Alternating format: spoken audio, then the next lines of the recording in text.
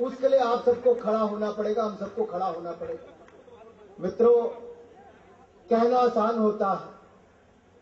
परसों जब मैं पंजाब की सरकार बनी, वहां पर स्वेरिंग इन सेरेमनी से वापस आ रहा था, तो जिस प्राइवेट जेट से वापस आ रहा तो मैं कह रहा था कितना बड़ा आविष्कार हुआ है। सुबह गए, पंजाब पहुंचकर स्वेरिंग इन सेरेमनी में भाग लेकर 1 बजे तक वापस संसद में पहुंच गए। अगर एरोप्लेन नहीं होता तो क्या होता, टेलीफोन नहीं होता तो क्या होता। आज आप रात रात भर गप्पे मारते हो कि नहीं मारते? किससे मारते हो जरा बोलो। कोई क्वेश्चन आंसर तो नहीं पूछते होंगे एक दूसरे से। उस समय तो कोई नहीं बात करता, उस समय सुध बुध गायब होती है। उस समय भगवान याद आते हैं कि सुबह जाकर माथा टेको कि हे भगवान अच्छा काम करवा देना। लेकिन मैं केवल इतनी बात कर रहा हूं, आविष्कार किसने किया? इंजीनियर्स ने किया। I think the best resource for any country is the engineers.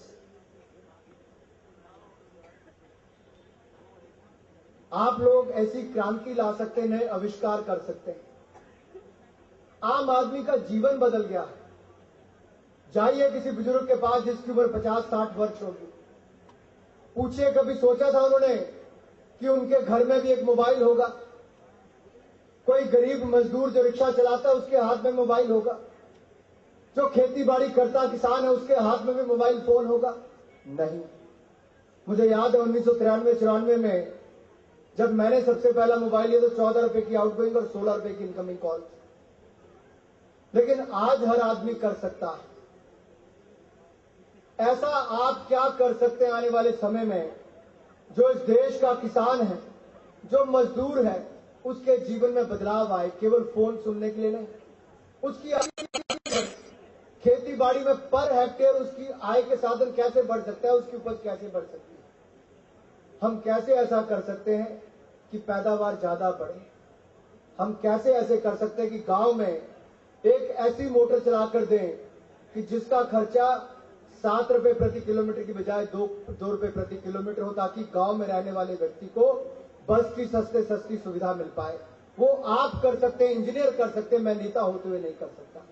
लेकिन आपको विश्वास दिलाता हूं, R&D के ऊपर इस देश में ज्यादा पैसा खर्च हो, आप जैसे इंजीनियर्स को ज्यादा पैसा मिले ताकि देश में नई क्रांति आए, ऐसी हमारी कंपनीज को करना चाहिए। देश में विदेशी कंपनियां आती हैं, लाखों करोड़ रुपए कमाकर वापस चले जाती हैं, लेकिन देश में R&D पर, रिसर्च एंड डेवलपमेंट पर पैसा खर्च नहीं होता। कौन खर्च करेगा? क्या वो किसान करेगा? नहीं कर सकता। सरकार करेगी? नहीं कर सकती। ये ताली का मतलब तो नहीं खत्म कर दो है? पक्का 2 मिनट और ले सकता हूं आपको। मैं थोड़ा सा भावुक हो जाता हूं, लेकिन अपनी गलतियों से सीखकर ये कह रहा हूं। इसलिए कह रहा हूं कि आप वो कर सकते हैं, मुझे एक उम्मीद नजर आती है। जो जोश यहां पर मैं सांस्कृतिक कार्यक्रम में देख रहा था, पूरे दिल से वो इवेंट किया गया। आप लोगों में जो जोश था कि आपके साथ के सहयोगी इस मंच पर आकर वो अच्छा डांस कर रहे थे, मैं ये भी विश्वास के साथ कह सकता हूं, आप में से आधे लोग यहां पर आकर सबके सामने नाच भी नहीं सकते। कोई आसान काम नहीं है, क्योंकि जो भाषण दिया जाता है तब भी टांगे काम थी, मेरी भी काम थी, अपनी काम थी, क्योंकि अनुभव हो गया। मैं अपनी बात कर रहा था, अपनी बात करके मैं खत्म करूंगा। मैं इंजीनियर्स MBS पर ज्यादा भाषण नहीं दूंगा।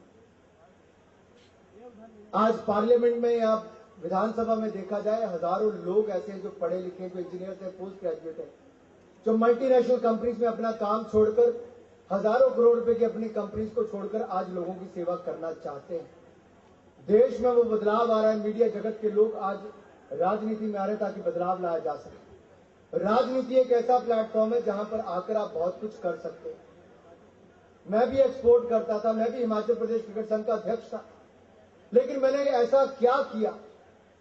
20 वर्ष की आयु में एक्सपोर्ट हाउस शुरू किया और वो कंपनी खड़ी की जो भारत में कोई ब्रिटिश स्टैंडर्ड के अकॉर्डिंग हैंड टूल्स नहीं बनाते थे, हमने वो बनाने शुरू किए 20 वर्ष की उम्र में, और 14 वर्षों तक मैंने वो किया।